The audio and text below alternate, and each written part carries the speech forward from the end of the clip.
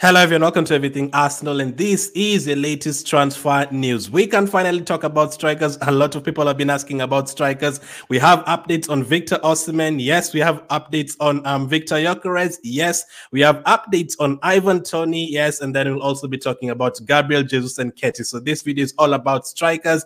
So let's get straight into it. So earlier this week, we were told that Arsenal, after signing Calafiori, we are going to go for a midfielder and a striker. We already know the midfielder we are really looking at. We're going to talk about that in a different video. But the strikers is the one that the thing that has been bothering people a lot. Now, there's not too many strikers we belong to this transfer window.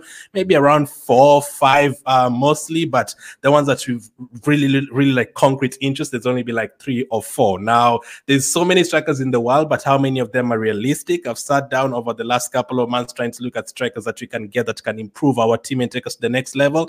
There's not too many, but the two that you're going to talk about in this video, I think could be the a couple of those ones that can improve our team. So let's start with Victor Osimhen. What's the latest on him? This one has gone quiet for the last like 2 weeks. Beginning of I think last month, we were told that Osimhen is happy to join Arsenal. Arsenal are happy to get Osimhen, but the problem is the money. Napoli want 120 million euros, and that is always going to be a problem. So far, we are at the end of July, and no team has signed Osimhen yet. Now, Arsenal want him, PSG also want him, Chelsea left the race, and I've not heard about any other teams. So this is the latest reports from Di Marzio, one of the best journalists when it comes to Italian news. So he says Victor Osimhen does not want to go to Saudi Arabia, while other offers for the player have been lower than Napoli's demands. It is worth paying attention to the Premier League. It is possible that Arsenal could present an offer sooner or later. So let's start with the first part of that. He doesn't want to go to Saudi Arabia. If Osimhen wanted to go to Saudi Arabia, he'd already gone. They would have afforded that money, and would have paid Napoli that money long time ago, and he would have left. Now, Antonio Conte, the new Napoli manager, he does not want Osimhen there. He wants Lukaku instead. And there's always been a problem with Osimhen and Napoli over the last couple of years. So I think it's just better for him to move on and just for a new adventure. Now, he's 25 years of age, is nowhere near his prime yet. So he has a lot of time to decide. And I think it would have been too crazy for him to go to Saudi Arabia right now at 25 years of age. In the next 5 years, sure. But right now, I still think there's a lot he can achieve. There's a lot he can achieve in the Premier League, in League in Serie A for a bigger team. Who knows? There's a lot that he can do. He can even go to La Liga and play for Madrid or Barcelona. Either way, he still has a lot to achieve in Europe. So Saudi Arabia out, that would have been a problem. If like Saudi Arabia wanted him, he would have probably have gone there. If he wanted to go to Saudi Arabia, they would have gotten him easily. Now, that one is out. Other offers for the player have been lower than Napoli's demands. Now, we know PSG have really been trying to get him, especially over the last 1 week, but the offers, PSG are not desperate. PSG have told Napoli, listen, we have the likes of Colomwani, we have strikers here, Gonzalo Ramos, we're not desperate to sign him. Unless you take the money down, then we'll be happy to sign Osimhen.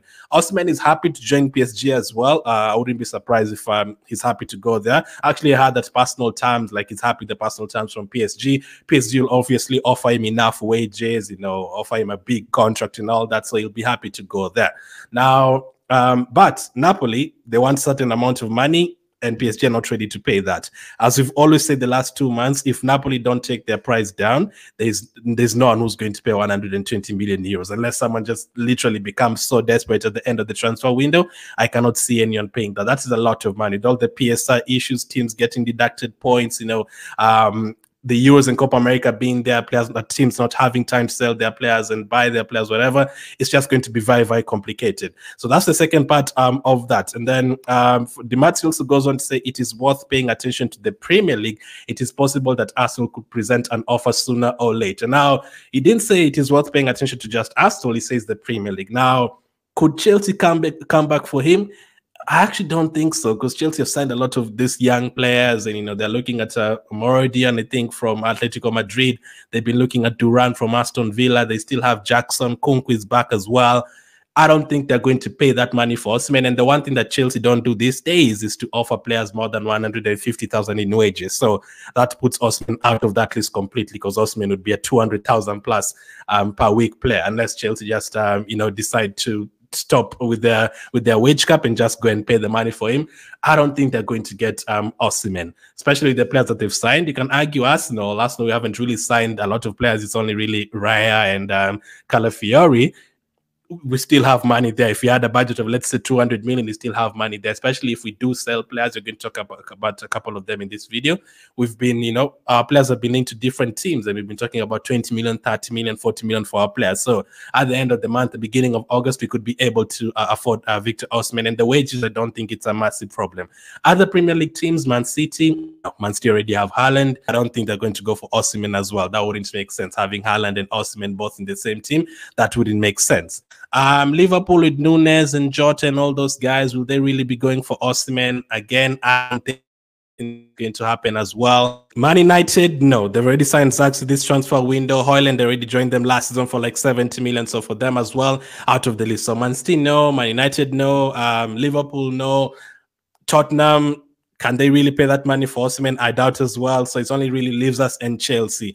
If no other team comes in for him from the other leagues, and he wants to definitely join the Premier League, it would only leave us. And if you're serious about getting him, we'd definitely be favourites to get him, as we were told a couple of months ago. So Victor Osimhen, this one has come back to the radar. Let's see if you're going to be able to get him. Now, in terms of him being a striker and how many goals he can score for you, he's an absolutely amazing striker. Obviously, last season he was able to get 17 goals in 32 games. In a season that he wasn't even great, he still scored 17 goals. The title-winning season for them, he managed 31 goals in 39 games. He scored 18 before that, 10 before that. He's had like 6-7 seasons in a row where he's gotten double figures, more than 10 goals, and in 5 of those seasons he's gotten 17 plus goals. So he definitely knows where the net is. The only issues, the attitude issues really fit in at Arsenal. I don't know. There's been a couple of injuries here and there, but I don't think he's like really injury prone. I don't think so. So Victor Osimhen, that's the latest on him. Let's see how that one goes. But that's not the only striker being linked in this transfer window. There's also Victor GYOKERES. Now, the latest on Victor GYOKERES is this. Arsenal will monitor Victor GYOKERES throughout Sporting's preseason matches to see if they make a move for the Swedish striker. So I think they played yesterday and he scored a hat-trick, if I'm not wrong. I saw something like that. I think he played yesterday and he scored a hat-trick in a friendly match. So he is definitely back. He's back from the injury. He underwent an operation right after the season that was going to keep him out for 6-7 weeks. Those 6-7 weeks are already over. He's now back. He didn't have to play at the Euros. Sweden are not at the Euros, so he rested throughout the off season, and now he's back and he scored a hat-trick already and is looking sharp as always. Now, GYOKERES was the one that I really wanted. GYOKERES was on number 1 on my striker list in terms of the ones who are available from right at the end of the season. I was like, I want GYOKERES for sure at Arsenal. Now, last season, the 58 goal contributions is just mind-blowing. 43 goals and 15 assists in a season for a striker in 50 games. That is crazy. Whichever league you're playing in, whether you're playing in the South African league, whether you're playing in the Australian league, whether you're playing in the Japanese league, the Mexican league, does not matter where you're playing. If you get 58 goal contributions in a season, that is phenomenal. That is crazy. And considering that is his first season as Sporting as well, I think those are really classy numbers. Now, can he match that? That has been the question. Can he match those numbers wherever he goes? Probably not. 58 goal contributions is something that is going to happen once. You're not going to get a similar season. I mean, Haaland, when he came to Man City, he had like 50 plus goals in a season. I don't think he's ever going to do that again. Like, it's very hard to replicate those numbers. But as long as you can, even if you get half of those, that is a very good season. Like, even if he gets 29, if he gets 29 goal contributions, even half alone, that is still a very good season, right? Yeah, that's a very good season. 29, that's close to 30 goals. Even if you make that 22 goals and 7 assists, I think that is a very good return. So I don't mind I don't care about him potentially not replicating the season that he had. I don't expect him to replicate it. But if he can get you 30 plus, then yes. Now, before that, he was at Coventry and he got 22 goals and he got 18 goals before that. So he definitely knows where the net is as well. And the only thing with this, if you compare GYOKERES and Osimhen, which one would be easier to get? I would still go for GYOKERES, but again, you can flip it and say Napoli need to sell Osimhen, but Sporting don't really need to sell GYOKERES, so which one would be easier to negotiate quicker? But then again, you can flip it again and say GYOKERES is cheaper, it's only going to be Osimhen would cost. So it's very complicated in terms of all that. But one thing I know is both of them would definitely score goals in the Premier League. I have no doubt that both of them would score goals. You can argue who would hit the ground running quicker. You can say it would be Osimhen. He's done it for a longer period or many seasons in a row. But I think GYOKERES can still do it as well. Both of them, they've played in. GYOKERES has played in England for Brighton, for Coventry. He's played at Sporting now. Osimhen has played for Lille, for Wolfsburg, for Napoli. So all of them have scored goals like in different countries, and they've scored goals over the last 3-4 years. In terms of age, Osimhen is actually younger than GYOKERES by like 5 months. So GYOKERES has just turned 26. And Osimhen is turning 26 in December. So the gap is not that much. I think his birthday was July and the other one in December. So that's not a huge gap in terms of age. None of them is even near their prime. So I would love any of them, to be honest. But I don't think any team will really go and pay all that money for them. VIKTOR Osimhen, for 120 million euros, around 100 million pounds, that's a lot. And GYOKERES for 100 million euros, around 83 million pounds, still quite a lot. So if any of them drop their price, I think we could easily go for them. If any of them said, listen, we're going to remove 10 million from this, that would be great. Now, which one would fit Arsenal the most? I personally think GYOKERES would fit Arsenal the most because of the fact that you can get goals and get assists. Osimhen is a striker who can get you 30 goals and 2 assists, but I think GYOKERES would get you 25 goals and 5 or 6 assists, if you know what I mean. I still would prefer the striker who not only can score goals, but can also be a playmaker. Who would enjoy themselves most at Arsenal? That's another question. I think it would be GYOKERES still, because Osimhen wants the ball quick. If you give Osimhen the long pass quickly, through ball quickly, he definitely score for you. But the way we play our football, I think he could be a bit frustrated in terms of the ball not coming to him quicker. If you're trying to control the ball in midfield with Jorginho and, Partey and Rice, if you can get the ball to him quickly, he'll definitely score goals for you. But to be honest, whichever that we can get between those two, I think any of them improve our team. I would take any of them, to be honest. We've never really signed a striker of that caliber since Aubameyang, and at that time he had other issues in the team. So if you look at the last 20 years, how many strikers of that caliber have we signed? We've not even signed too many strikers, actually. If you look at the strikers we've signed, Lacazette, Jesus, yeah, those are still very good strikers. Aubameyang was the one who had proved himself to the next level.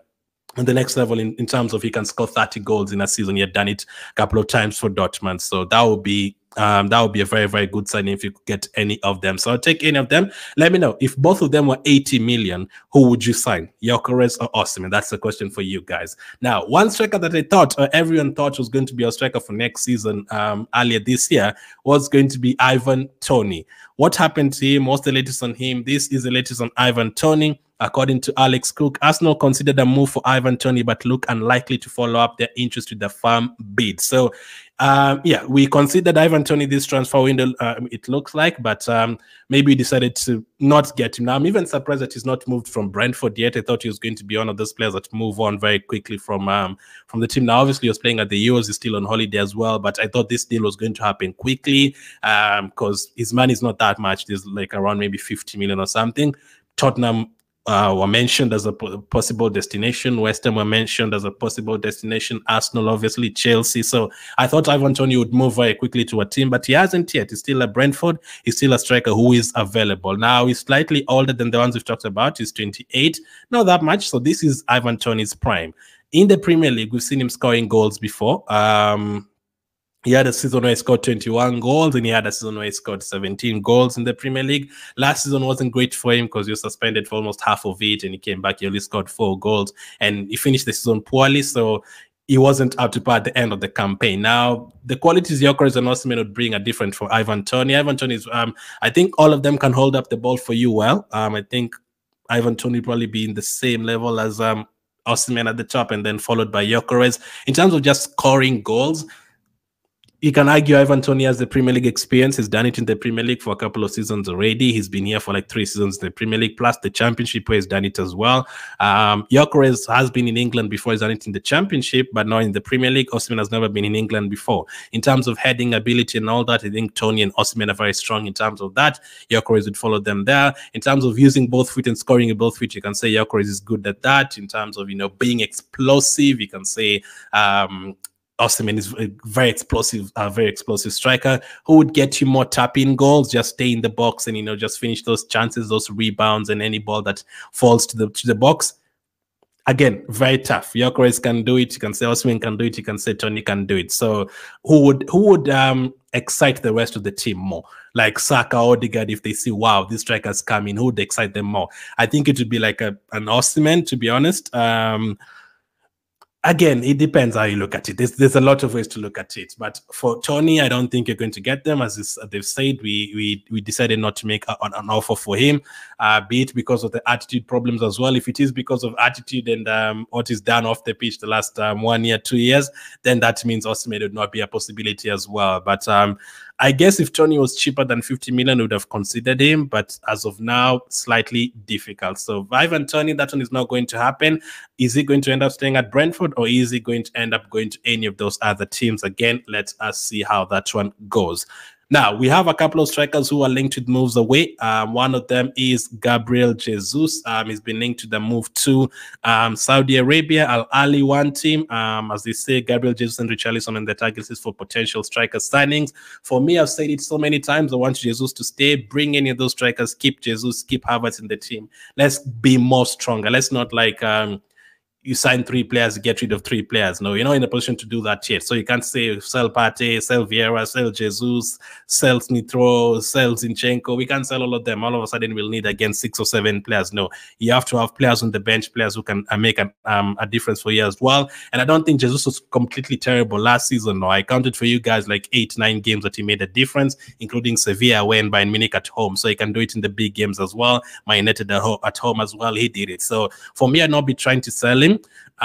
Especially if a team comes in with a bid of like 25 million, then you definitely say no. So unless someone from Saudi Arabia is coming in at like 60 billion, that is when I'd be like, okay, maybe if you're going to sign a different striker who's younger, and Jesus is not older anyway. So for me, I'm not even considering selling Jesus at all. For me, the Jesus definitely stays. But if let's see which kind of offers come in for him.